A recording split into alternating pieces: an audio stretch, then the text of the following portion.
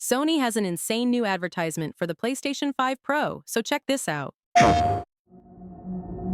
On an 8800 GT from 2008 or something like that. It is mind-boggling to me that these comments being like, seems like your PC's just a little underpowered, seems like you're not doing something right. I'm sorry that my RTX 4070 cannot handle Spider-Man 2. Let me just go out and buy a 5090. Oh wait, they're all being scalped for $5,000 and I have bills to pay.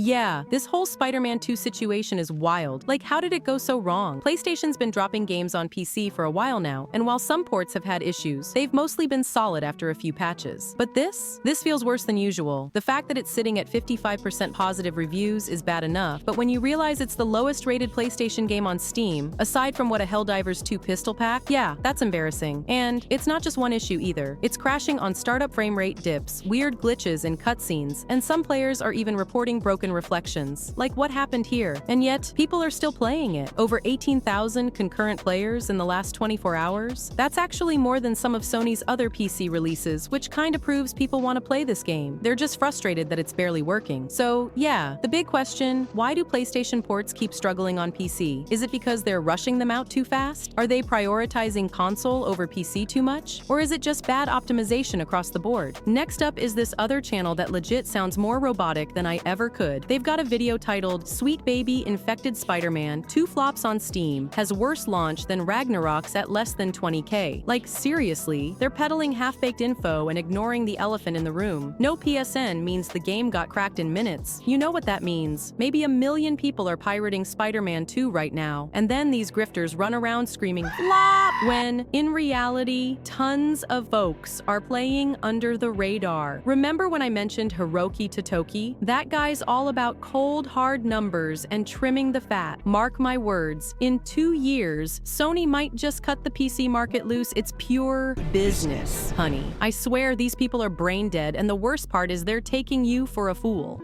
But wait!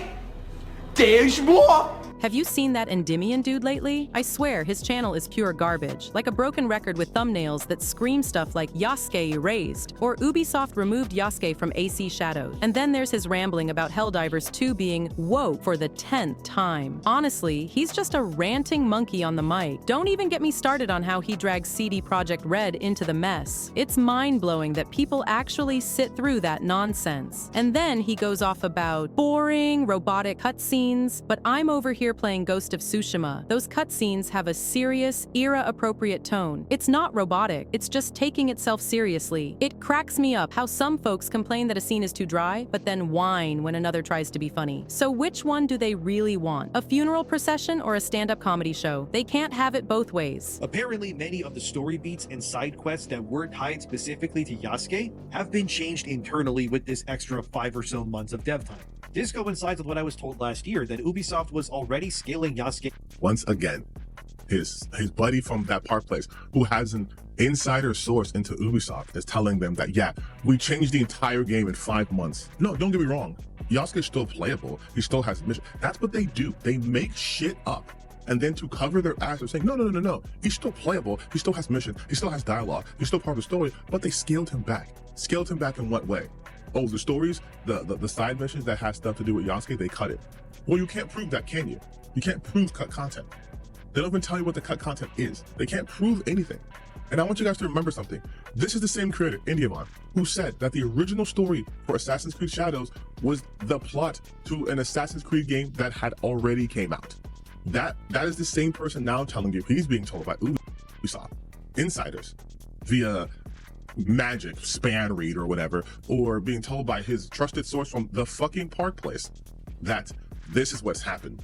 The extra $20 million was used not to, again, polish the game, not to maybe, fix it from a technical level or anything like that, because people still got to get paid to do shit. No, the $20 million was just to make Yasuke less of a character, less of a main character. It is a dual protagonist game. That's not possible. That's like if Grand Theft Auto 5 was coming out and people were like, there's a black person in it, and then Rockstar's like, okay, we're gonna take these 5 months and remove Franklin. We're gonna cut him back, and then we're gonna just put, I don't know, Trevor in the situation meant for Franklin. because that would work. Like, they betray a knowledge of their lack of knowledge of video games. That's not how game development works. You can't do that. Do you know how insane that would be to do? That is why when one of them makes a video, 10,000 videos of the same topic come out. That's why you have losers who will be VTubing losers who will take a tweet, make a 2-minute video about it and post it. It's a slop machine. It's a slop, not slot, slop machine. It is a content mill. There is no passion. There's no effort. There's nothing there. It's just them being hateful. Making hating Ubisoft your entire identity is fucking crazy. And before I get accused of being a shill, I have made a video critical of Ubisoft, but I have actual critiques, which means there's ways to improve upon it. So, I've been keeping up with all the AC Shadows talk, and honestly, I think the Yasuke debate is kind of funny. Like, of course, he's not an assassin. He's a samurai. That's the whole point. He's built for head-on combat, while Naue is the stealthy one. People complaining about it being an Assassin's Creed game without both protagonists being assassins kind of forget that AC stopped being strictly about the Brotherhood years ago. Odyssey didn't even have the hidden blade. Valhalla lets you be a Viking first and an assassin second. This just feels like the next step. But honestly, I love the idea of playing 2 totally different styles in one game. It's kinda like having a built-in Ghost of Tsushima versus Sekiro choice, depending on which character you're using. And if done right, it could make for some of the most dynamic gameplay in the series yet. So what do you think? Does Yasuke not being an assassin bother you? Or do you think it's just people overreacting? Here's a breaking news you might want to pay close attention to. So there's this new rumor going around that Sony might be working on another God of War game, and this time it could be set in Egyptian mythology. After the whole Norse saga with God of War 2018 and Ragnarok 2022, which were both massive hits, people have been wondering where Kratos goes next. And now, apparently, Egypt might be the answer. The rumor comes from Daniel Richtman, who's a pretty reliable insider when it comes to leaks and stuff. He mentioned on his Patreon that Sony is casting Middle Eastern actors for an unknown AAA game, and he thinks it's likely the next God of War. The idea is that they're shifting from Norse mythology to Egyptian mythology, which honestly sounds really cool. Like, imagine Kratos taking on Anubis or Ra, or even facing off against Egyptian pharaohs. It's got a lot of potential. And this actually isn't a completely new idea. Back when they were working on God of War 2018, Cory Barlog, the creative director, said they originally considered Egyptian mythology before going with Norse. So this has been on their radar for a while, and now that the Norse saga is wrapped up, it kind of feels like the perfect time to explore something different. But,